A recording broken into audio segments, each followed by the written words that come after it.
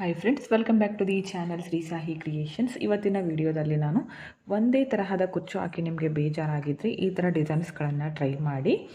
ಇದಕ್ಕೆ ನೋಡಿ, ಈ ಥರ ಒಂದು ನಾರ್ಮಲ್ ನೀಡಲ್ಗೆ 6 ಎಳೆ ಸಿಲ್ಕ್ ಥ್ರೆಡನ್ನು ಪೋಣಿಸಿಟ್ಕೊಂಡಿದ್ದೀನಿ. ಓಕೆ, ಸ್ಟಾರ್ಟ್ ಮಾಡ್ಕೊಳ್ಳೋಣ. ಮೊದಲು ಸ್ಟಾರ್ಟಿಂಗಲ್ಲಿ ಈ ಥರ ನೀಡಲನ್ನು ಚುಚ್ಕೊಂಡು ಈ ದಾರನ ತಂದು ಒಂದು ಸ್ವಲ್ಪ ಉದ್ದ ನೋಡ್ಕೊಂಡು ಬಿಟ್ಕೊಳ್ಳಿ. ಇಷ್ಟು ಬಿಟ್ಕೊಂಡು ಕಟ್ ಮಾಡ್ಕೋತೀನಿ. ಇವಾಗ ಇದಕ್ಕೆ ಒಂದು ಗಂಟನ್ನು ಹಾಕ್ತೀನಿ.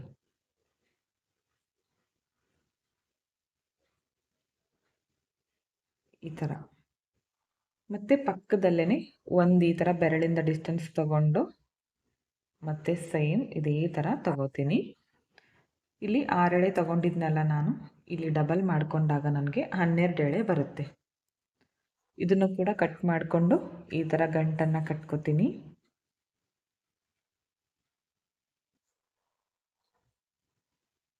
ಮತ್ತೆ ಸೇಮ್ ಇದೇ ಥರ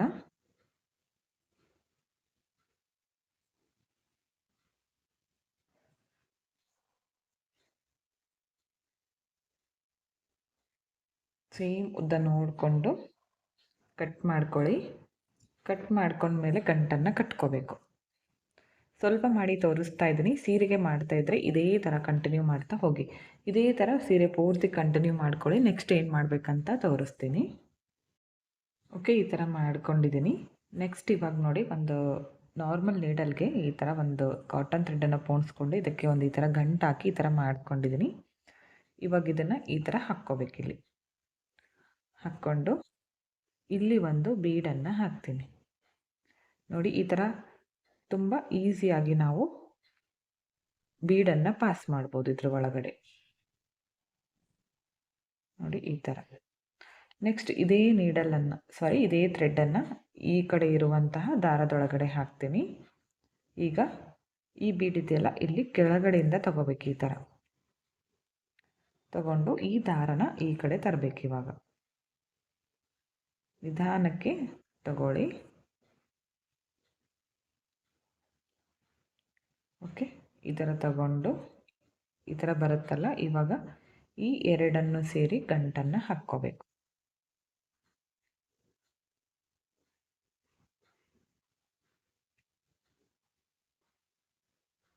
ಓಕೆ, ಈ ಥರ. ನೆಕ್ಸ್ಟ್ ಮತ್ತೆ ಈ ದಾರನ ಇದ್ರ ಒಳಗಡೆ ಹಾಕ್ತೀನಿ. ಮತ್ತೆ ಒಂದು ಬೀಡನ್ನು ಆ್ಯಡ್ ಮಾಡ್ಕೋತೀನಿ. ಎಷ್ಟು ಸುಲಭವಾಗಿ ಹಾಕ್ಬೋದು ನೋಡಿ, ಈ ಥರ ದಾರದೊಳಗಡೆಯಿಂದ. ಈಗ ಇದೇ ಥ್ರೆಡನ್ನು ಪಕ್ಕದಲ್ಲಿರುವಂತಹ ಈ ಥ್ರೆಡ್ಗೆ ಹಾಕ್ಕೊಂಡು ಈ ಬೀಡು ಕೆಳಗಡೆಯಿಂದ ನೀಡಲನ್ನು ಚುಚ್ಕೊಂಡು ದಾರನ ಈ ಕಡೆ ಪಾಸ್ ಮಾಡ್ಕೋಬೇಕು.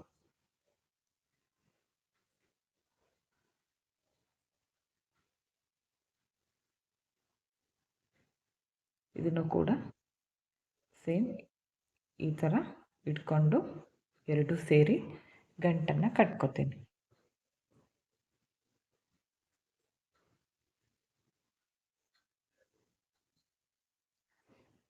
ಇದೇ ಥರ ಪೂರ್ತಿಯಾಗಿ ಮಾಡ್ಕೊಳ್ಳಿ.